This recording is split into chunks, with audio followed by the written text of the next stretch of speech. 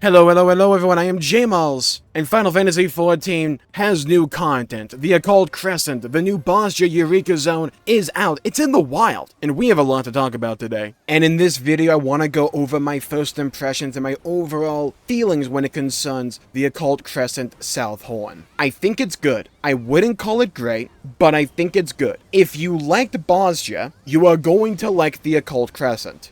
If you didn't like Bosnia, I don't see you liking the Occult Crescent, because it feels largely the same with some slight fine-tuning in places that, in my opinion, makes it more enjoyable than Bosnia. I think it is better content. I prefer the fight design, I prefer the world design, I prefer the music, I kind of even prefer the story. But if you're expecting things to deviate from the established norm, that's not really going to happen here. If you were looking for Final Fantasy XIV to take a bunch of risks when it comes to this piece of content, there's a few, but at the end of it all, it still feels like Bosnia, for better or for worse. For some people, that will be exactly what they want.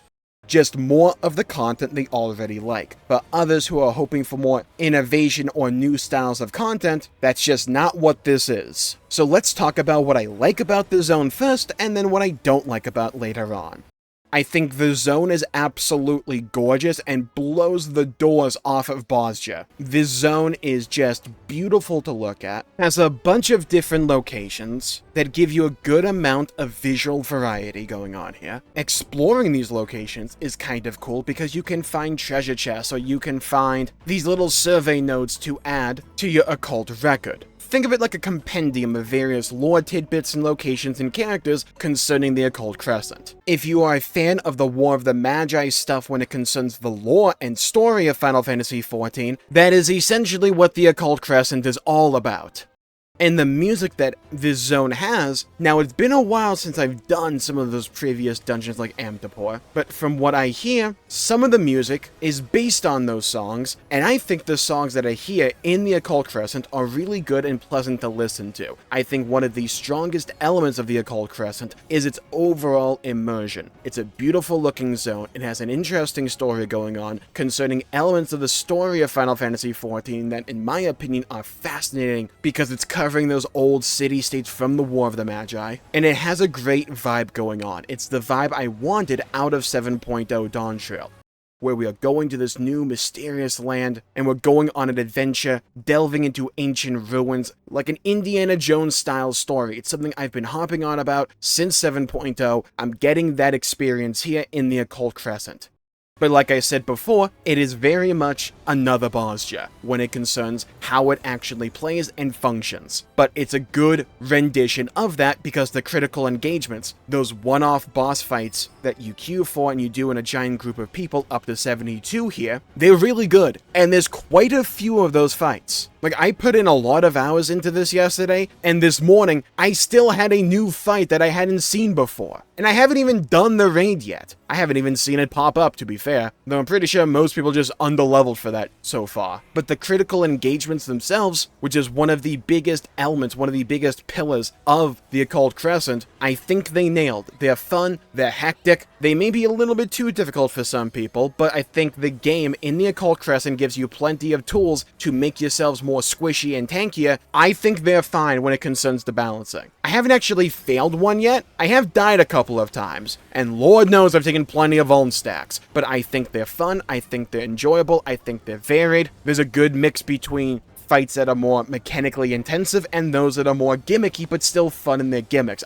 I love the turtle that makes you do basic addition and pay a troll toll in order to pass the mechanic. Yeah, addition's back, people. Hope you passed the second grade. The fates are like nothing to really write home about. They're fates, right? There's one notable one where you beat a bunch of mobs and then a boss fight to unlock this pot that follows you around, and you know when you just go into a new zone in Final Fantasy XIV, you want to get all those ether currents? So it tells you it's somewhere far to the north. It's that system to find a new treasure chest. It's interesting, it's fine, but the fates themselves I think are rather weak, but the critical engagements are up so often that you're only really doing the fates when it's filler and when you actually find time between a critical engagement to actually do one. But again, it feels like the critical engagements are up almost all the time. Like maybe a minute or two pause or break between them. It's not that long. That and my sense of time is absolutely god-awful, but I swear to God it's not that long of a wait for a new critical engagement to pop up. And the zone itself isn't that big, so going about the map, especially if you unlock all the Aetherites, really truly isn't that bad. It's a zone that feels spacious and vast, but also at the same time, pretty dense in what's actually there, and all the various points of interest, though most of them are on the edges of the map with a giant field in the center. Let's talk about the phantom jobs, because these, to me, were always going to be one of the most important elements for the Occult Crescent, and for me, they kind of lie in this middle ground between being a good thing and also kind of disappointing. Let me explain. I love the concept of the phantom jobs. I love how they actually work and function. A bit grindy, especially concerning how many of them there are, but there's a good sense of variety with them. They have the decent gimmicks to them. Cannoneer just summons a bunch of cannons and you can kind of just cycle through them as you unlock more. It's really cool. Chemist uses items you buy. We'll get back to that one. Oracle lets you cycle through various buffs. I think the idea of phantom jobs is something that I really like, and honestly, maybe they should have a look at it further in the future for other pieces of content. I think they may be really onto something here. However, some of them are rather bland, and I feel at least more often than not, they're a bit too tame with them and like what they can actually do. And I think Chemist is the best example of this, because Chemist itself, when you look at what it does, it's rather strong. You can buy potions, MP restoratives, elixirs when you get to the high enough level, or even full resurrections. What it does is it can fully heal you, fully restore your MP, or even revive. Like, that is a powerful toolkit that it has. But when you ask me what a chemist should be able to do, it's rather tame in terms of the actual fantasy, in my opinion. And maybe it's just an example of, when you hear about something like this, your mind immediately goes to some place that's not realistic, but at the same time, when it concerns something like Chemist, let us mix our own potions together for various effects, like borderline Final Fantasy XV style. Like, go wacky with it, have fun with it. Like, just having an HP potion, okay. Like, it is good, but is it fun? Maybe for some people, but for me, I'm just thinking about the missed potential here, about what could be. Acquiring various monster pots to brew various concoctions for different effects. Maybe that would be too much for one phantom job, or maybe all the phantom jobs should have felt like that. Then you go to Time Age and your initial ability is a slow, and then by the time I use it on a boss, it's already fully resisted to it. So, cool, I'll guess I'll just level it so I can actually make it useful here. And perhaps the intention with this system is that some phantom jobs are just better for grinding regular mobs in the overworld than they are for the boss fights in the critical engagements. Maybe that's an intended part of the game design, in which case I can kind of understand that, especially since this system essentially incentivizes you, or maybe incentivizes is the wrong word, it just allows you to swap between the phantom jobs whenever you want, as long as you're outside of combat. I haven't even checked in combat. I'm just assuming you can't in combat. But you see what I mean? When it concerns a piece of content like the Occult Crescent, we can be wacky, we can be wild. The appeal of this content is that we should be able to do things that we realistically won't be able to outside of it. And when the appeal of one of the phantom jobs like Chemist is I can just down potions and elixirs, and they're just really good as opposed to the potions and elixirs I can drink outside of the Occult Crescent, I view it to be a bit of a bleh, like a whoopee cushion deflating. Just that feeling is what I get out of some of the phantom jobs, especially the introductory ones. Like, they're good, don't get me wrong, but it's like, oh dude, I can off-spec, I can get some wild abilities to augment how I play. What do I get with Monk? I get a charge? Like, I just get a gap closer that does a little bit of damage. Okay, well, what about Monk? Well, I get a mitigation for 60%. Okay, I get a tank CD. Level it up, I get a heal. Okay? And again, when you fully level these all up, sure, they may be powerful in terms of what they actually do. But a couple of things. One, first impressions matter. Also, two, quite a few of them just feel bland. Now, not all of them, though. This is important to bear in mind. Cannoneer is funny because it's simple, but it should be. Because it's Cannoneer. You just want to summon in a cannon and, like Napoleon Bonaparte, blow away the competition. And that's essentially what you get. And as you level up the thing, you unlock more cannons. So you just find yourself cycling through all your various cannons and firing them. And they do good damage. Like for me on Warrior, they hit harder than any of the other abilities I had. Oracle can be kind of interesting because the initial ability you get is essentially you picking the prophecy that you want, and it's cycling through various different spells and you stop it on the one you want. And while I didn't manage to actually test it myself, I heard of an interesting combo. One of those prophecies is Starfall. It does a bunch of damage. If you're on Warrior, if you use Bloodwedding, would that theoretically then heal you? Because that's an interesting combo. That's an interesting way to make that feel special for Warrior. That's the kind of stuff I like, and that stuff does exist with the Phantom Job system. I know what I talked about before sounded rather harsh, but it's because there's moments and there's instances where you see the sheer potential of this system shine, and it's really dang cool. Maybe this is just copium on my part, 1000% it probably is, but like maybe the reason that some of them are rather tame in comparison is that they are testing the system here to see how people react to it, how they feel about it, how it actually works, and how it synergizes with the various jobs in an in-game environment, so they can later bring this system online as part of the base game. Maybe that's their intention. I'm probably reading way too much into it, but if that is the case, then I think that's really cool, and I can understand why some of them are a bit more tame in comparison. Because there's also a good counter-argument to what I talked about before. Maybe the ideal situation is to have a few of them that are a bit more complex, or a few of them that are a bit more unique and provide interesting ways to interface with the game, while also having more bog-standard ones because people just have various tastes and preferences. So have some that appeal to others, and then other Phantom Jobs to appeal to everyone else. That makes sense to me. I know I want to level up Time Mage because I want to get that final ability that makes you play faster, and I just want to see how fun and wacky that could be.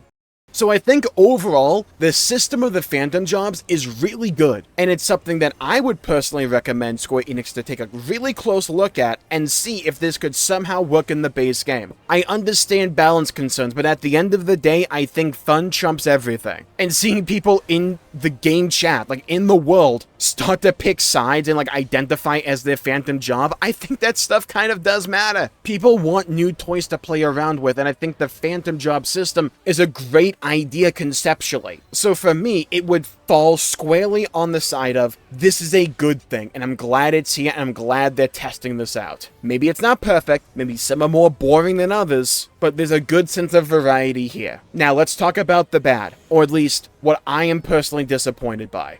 I made a video the day before 7.2.5 came out about the stagnation of Final Fantasy XIV and some of its content, namely in that video when it concerns daily quests. But I think a lot of that logic applies over here as well. It is pretty much just Bozja. If you are hoping for it to be something different, if you are wanting a new piece of content to become excited about, this is just a really good Bozja. I think it's better than Bozja, but it is just another version of that. I think Final Fantasy XIV is in desperate need of something brand new. Something to really excite people about that we haven't just seen before. No, I don't think chaotic raiding is that. Though it is a neat idea. This next thing, which is the main one for me, won't be a negative for some people, but it will be for myself and others. The relic weapon grind is annoying. I don't like it. I think it's boring as all sin. It's Demiatra. Demiatra? I'm never getting that right. Basically, remember for relic weapons when you used to have to fate grind? Well, it's back again. And you can do them with regular fates in the overworld, or you can do the content in the Occult Crescent, like critical engagements. So it's just something you're going to farm passively by playing the content. It's a bit of a grind.